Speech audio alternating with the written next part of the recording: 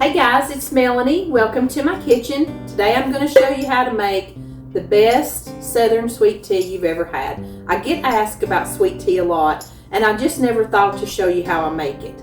So this is how I do it.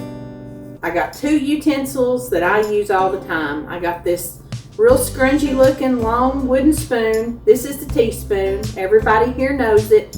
Only thing this is used for is making sweet tea. And I do wash it every time I use it, but tea's gonna stain. And then I have a real thin aluminum kettle, and all I use this for is making tea. I don't cook anything else in it. So couldn't be simpler. Hang on and I'll show you how we do it. I put mine on a little stove out here that's just the same size as my kettle. It heats up real quick. This is the eye I always like to make my tea on. You can see I've almost got it full. I don't know, maybe an inch. From the top, I crank that thing up on high. I use these. I've used Kroger, I've used Louisiana, Lipton, Walmart. I've used all of them, but this right here, I usually shop at Kroger's. So this is pretty much what I use. And these are called pitcher size tea bags. It says on here to a gallon, which is what I'm making, is a whole gallon, you use 4 tea bags. But I don't use that much. I think that's too strong. I only use 3. And the way I do mine, I just take that little tag for each one, and I just get all my tea bags hanging like this together. Then I'll just snip them right there. So I've just pretty much got tea bags, and I just pop them in there.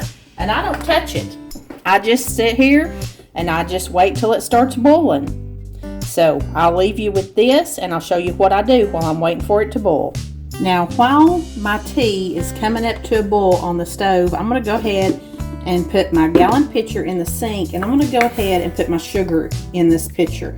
And I use 1.5 cups of sugar for a gallon of tea. So I've got a 1/2 cup measure. So I just throw 3 scoops in there. Then I'm going to add some tepid water to it and get this sugar dissolved in it. And this will just be sitting here while I'm waiting for my tea to boil.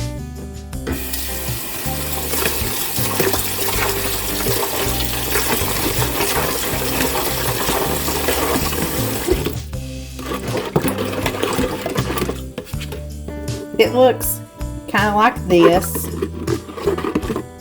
and I'm just going to leave it sitting in the sink while I'm waiting for my tea to boil. Okay, speaking of my tea, it's boiling. When your tea gets about to this point right here, I just leave it on the stove eye, but I cut the heat off. And I'll let it sit here just a couple of minutes and let it steep. It don't take it too long. Now, you can see I'm using an electric range. One time I had to make tea on a gas range, and the thing that I noticed on gas, when I cut the eye off, it immediately stopped boiling. So I had to turn it on again for a little bit. So if you're cooking on gas, you may want to let it boil just a little bit longer. Turn the heat down and let it kind of get like this for a couple minutes, and then cut it off. But you don't want to let it cool. You just want it to stop the rolling boil, and then we'll add it into our sugar water. Okay, now this did not take long, and you see my tea's still hot and steaming, and now I'm going to pour it in to this sugar water that I have, and I just do it right here in the sink. I just kind of stir it up. See if I can do it with my hands the other way. And I'll go ahead and turn the water on and show you how I just kind of pour over when I'm doing this. You just hold your tea bags in there. You don't want them to come out.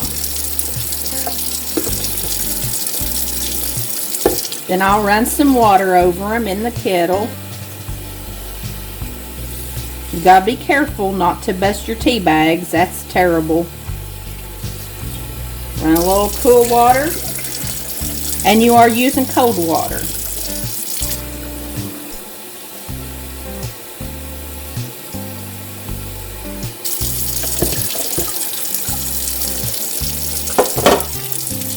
Then just fill it up the rest of the way. and stir it around.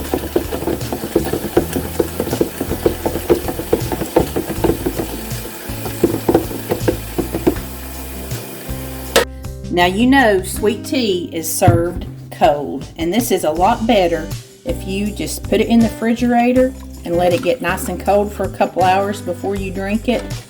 But you just really want to ice you down a glass first and have a little sip.